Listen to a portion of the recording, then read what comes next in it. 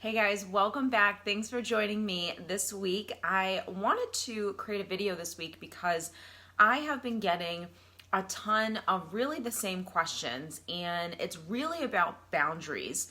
So, when we started talking about emotional abuse and we started kind of diving into that, and I know I've touched on narcissism before and how to spot whether or not someone is narcissistic, and just really learning how to love yourself and protect yourself from abuse.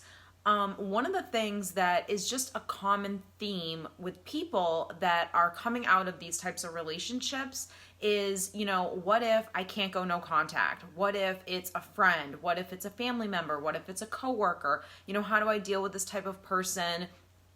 Even though I'm trying to distance myself from this person, really the question that keeps coming up is, how do I create boundaries? Like, how do I have a really strong boundary? How do I know how do I enforce a boundary? What do I do when someone doesn't respect the boundary that I'm trying to put into place? And it was just a theme that I've been getting over the last couple weeks. And so I definitely wanted to kind of make a video and address it and give you guys some things to really consider when you're trying to learn how to establish your boundaries, create your standards in life, and how to enforce these boundaries when you're dealing with someone who's a difficult person. So as always, thank you guys for tuning in, and don't forget to click on the subscribe button below, and don't forget to click on the notification bell. That way you can be informed each week when I do upload a new video with a new topic. I'm also going to put all of my social media down there if you guys are interested in following, and if you're interested in one-on-one coaching, I will link all of that information in the description box below. But let's get right into this week's video. So if you're trying to create boundaries with someone, there's one of two things that are probably happening. Either you're the type of person that has never had boundaries with people, or maybe you've been a little codependent, maybe you've been a people pleaser, maybe you've really cared what others think of you, and you've just kind of conform to whatever it is people expect from you, and you never knew how to create that bubble that I like to call around yourself to help protect yourself. You've never had standards or boundaries. Or you're dealing with someone who is extremely difficult. So a toxic person, unhealthy, narcissist, like just emotional abuser, anyone who is a really, really toxic and difficult person to deal with. This is the person that does not respect boundaries whatsoever. This is the person that is going to push and push to get what they want out of you or out of others. So this is not an easy person to deal with. And I always think it's funny because the difficult people in life seek out the weak people. And it's the weak people who are supposed to learn these lessons from these people, right? So everyone in our life is either a teacher, everyone is either a teacher or a student. So if you're coming in contact with someone who is extremely difficult to work with, or, someone who's toxic, or you're in a relationship with someone who's a narcissist, that person is there to teach you something. Even though what you're experiencing is pain, and it's heartache, and you're struggling, and you're just, to deal with this person, that person really is there in your life to teach you a lesson. So if you are, mindful enough of this stuff, you will go into these interactions not with anger or any kind of emotion of being overly emotional or rational with this person and getting defensive. You'll actually be able to take a step back and say, okay, what in this relationship am I supposed to be learning? How can I grow from this relationship? So if you're dealing with a difficult person, chances are this person is really here to teach you how to stand up for yourself, how to enforce boundaries, how to love yourself enough that you can enforce your boundaries with others and you don't feel any guilt, you don't take on anyone else's projections, you just know your own self-worth, you know what you want, and you're able to communicate that in a very tactful, respectful, non-emotional way. So one of the first things that I tell all of my clients, or I tell anyone if they're struggling with boundaries, this is something that they never learned growing up, they never learned how to enforce boundaries, and quite frankly, it scares them and to do this. The first thing you have to do is you have to know, what are your standards? So what are the things that you expect in a relationship? If you don't know what something is. If you don't deem something disrespectful, then you're going to be disrespected. If you don't know what your boundaries are, then you're going to allow people to take advantage of you. So knowing your standards is really, really huge. And a lot of the time when I talk about self-love and learning how to love yourself, it's because if you don't love yourself, you don't have standards, you don't have boundaries, you don't know what's acceptable and what's not acceptable. So that's like self-care, self-love 101 is you have to know what it is you desire or you expect in a relationship out of someone else. And this may seem really, really basic and simple to a lot of people, but the fact of the matter is a lot of people don't have standards, and a lot of people, don't know what they expect out of relationships. They just take whatever comes along. And when you are at that place where you're taking whatever comes along, then you're going to be abused, you're going to be taken advantage of, and you're never going to know when someone is actually crossing the line and violating your boundary. One of the things that I always tell people is if you don't really know what your standards are, then you have to go off of how you feel. When you just focus on yourself and you learn how to love yourself, you will quickly know when someone is disrespecting you. You will know when someone is violating a boundary. You will know when someone's trying to take advantage of you, and you won't stand for it because you love yourself enough to know that if you had to lose people in your life, that you would be okay. So a lot of the times with people that have poor boundaries, they are weaker people in the sense that they're the people pleasers, they're the codependent people, they're the people that don't think that they would be okay if they lost someone from their life. So a lot of the times when we're afraid to set a standard, it's because we don't want to be looked at as a difficult person, as someone that has too high of standards. Because in the past, when we've probably tried to set a boundary, we've come in contact with the people that tell us that we're too sensitive, that we make a big deal out of everything, et cetera, et cetera.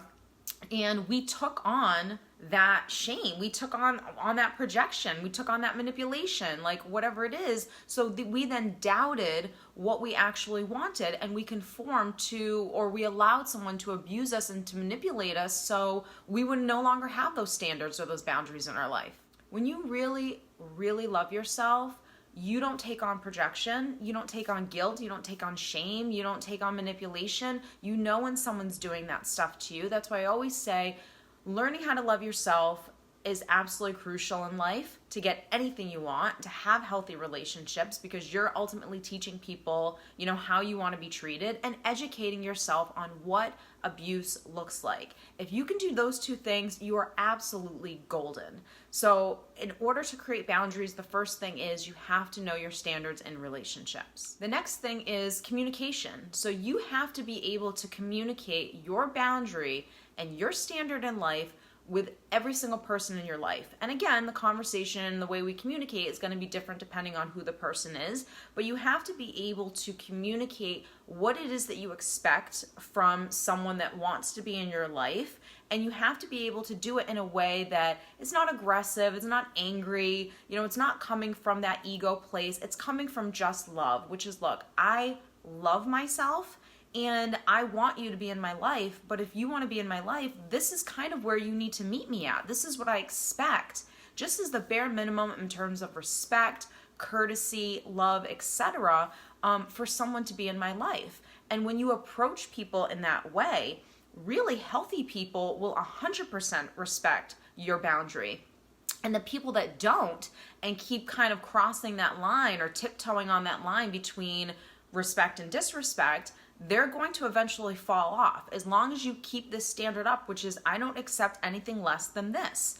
When we're able to communicate what we want or what we expect out of others, that is self-empowering. And I'll tell you, that will 100% build confidence in yourself. And that is really what self-love is about. It's about being able to communicate who you are, what you think, how much you love yourself, what you deem as disrespect and respect to others in a way that is loving and not coming from an ego or coming from anger or anything like that. So we've all been in discussions or arguments or fights or whatever with someone, or maybe even done it ourselves, where we're coming from this anger place. We're just approaching this person and we're trying to attack. We're trying to tell them like who we are and that like this is disrespectful and et cetera, instead of point blank saying, this is what I expect. And if it doesn't happen, this is the consequence of it not happening. When you approach life in that way, number one, it feels amazing. Number two, you're not taking on any of that negativity. You're just staying in that space of saying my vibration is the most important and I am not bringing myself down to anyone's level because there's really no need. All I need to do is just really communicate my standards in a loving way that is self-loving to myself. And when you're able to do that, and the more you do it, the easier it does get. And again, like I've always said, someone will either meet you where you're at or they'll fall. And if they fall, you love yourself enough to know that that's okay, that your life is not going to end if someone leaves your world, no matter who that person is, whether it's a spouse, whether it's a parent, whether it's a friend, whether it's an aunt, a sister, someone that you've known for 30 years or 50 years, that you love yourself enough to know that, you know what, maybe we're at the point in time where that relationship needed to end. And it's not that we don't love that person or care whether or not that person leaves our life. Of course we do. But we wish them well and we hope the best for them and there's no ill will. And we just know that our happiness is more important than anything else. So when you get to that place, that's something that will really change your life. And I guarantee you, unless it's someone who's really severely toxic, unhealthy, narcissistic, sociopath, whatever, a lot of people will meet you where you are. So the last thing, and this is what I get the most from people, is what if someone won't respect my boundaries? What do I do? And it's not an easy thing to say, but ultimately you have to make the decision on whether or not this person should be in your life. And again, this is not easy stuff. If it's a spouse, if it's someone we are married to and share children with or have a life together with, or a parent where, you know, we have an expectation that a parent should be something, or our best friend should be something, or an uncle should be something. And they maybe were at one point in time and now they're not. You know, people come into our lives at different times for different reasons. And some people, I'm sure we've all heard this, stay for a lifetime and others don't. And you have to be able to accept that in life. And if you're living a life where you're just unhappy and miserable when you're around this person, you have to determine like whether or not someone who won't respect your boundaries, you know, why is that person even allowed to be in your life? How is that even a healthy relationship? And how is that making you feel? You know, if that's something that's just constantly bringing you down, that's something that you really have to decipher whether or not you want this person in your life. So it's one thing to learn how to compromise with someone, but I think we all know, if you listen to your intuition, you know when you're no longer compromising little things. You know, hey, can you just not nag at me about putting my laundry in the hamper or whatever, just something really minor, versus something that is really, it's hurtful. It's just hurtful and it's disrespectful and it's not okay for this relationship to go on. So the difference is when you're compromising, you're never ever abandoning who you are and what your core values are and beliefs and standards are. So when we begin to abandon ourselves, that's when we're allowing behavior to happen that we know is blatant disrespect, is someone that 100% is not validating us, is not understanding us, maybe that it doesn't have empathy for us. So you know right away when you're beginning to abandon yourself because you feel like you're almost giving a part of yourself to someone else and you feel empty, you feel alone, you don't feel understood. When you start feeling those feelings, that's when you're starting to abandon yourself and either give too much to someone else or really just letting your standards go entirely and not having that self-love or self-care to stand up for yourself. So what do we do when someone doesn't respect our boundary? Well, there has to be a consequence. And I think a lot of the time where people struggle with boundaries is not always enforcing the boundary or communicating the standard or things like that. It's the consequence. And the consequence is because I don't want to be alone. You know, maybe you have an insecurity of, I don't want to be alone. What if I can't find another partner? And you're telling yourself this negative story that's really just an assumption or a limiting belief that you have that's creating this like negative dialogue, you know.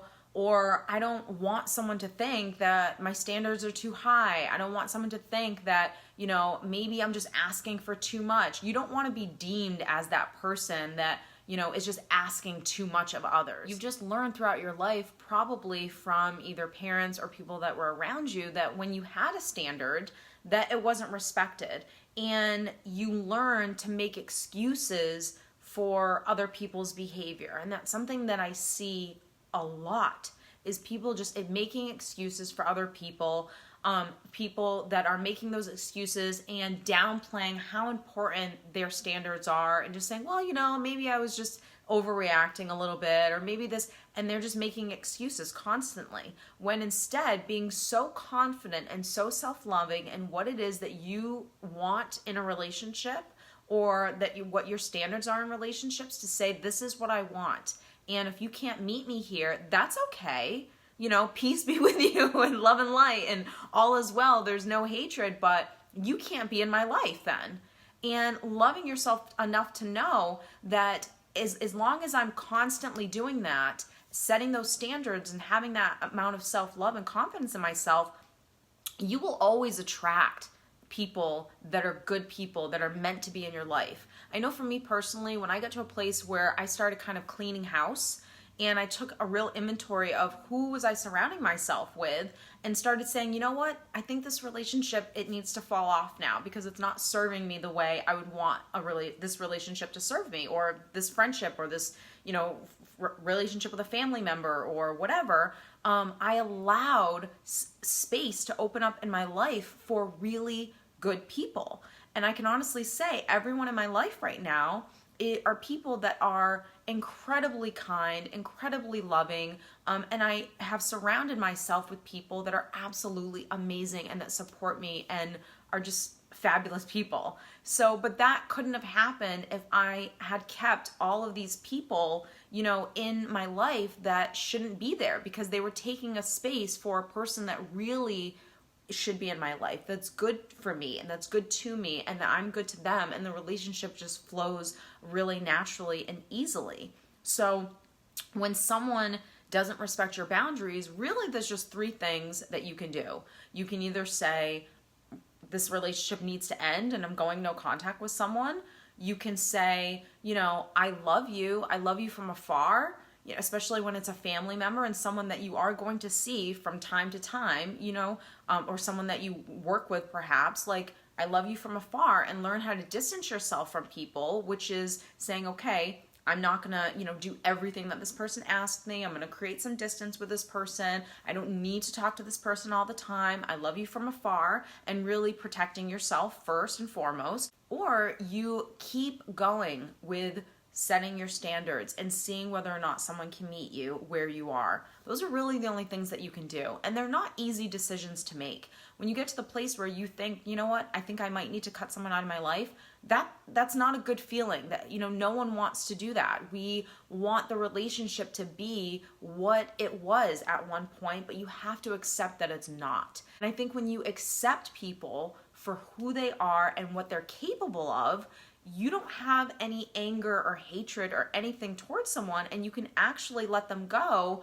with a lot of love and a lot of just acceptance. And the other part of going no contact or letting someone go from your life is, like I said, it's not an easy thing to do, and this is where you have to parent yourself through this. You know, accept that your heart's broken, that you have to let someone go. You know, accept that you're sad that you're losing this relationship with this person that you once had amazing times with. I mean, it's really and truly a death in some way, because you're letting go of something. Something's leaving your life. And that's not an easy thing to do. So boundaries is something that it's definitely not easy to do, but I think when you really practice how to love yourself, and you know that no matter who comes and goes in your life, that you are absolutely okay, that you've managed this before and you'll do it again, and the excitement of knowing that while someone might have to leave your life, you're creating space for someone amazing to enter it. That's a great feeling, and it's a hopeful feeling. And as long as you keep telling yourself that story, you won't get wrapped up in the story of, maybe my standards are too high, or, maybe I expect too much out of people and things like that. You'll just know, no, what I'm expecting is what I want in a relationship, and I deserve that. So I hope that this video has really helped you guys out there understand boundaries a little bit better. Please give this video a thumbs up if you like it, and don't forget to leave any comments in the comments section below, and I will see you next week.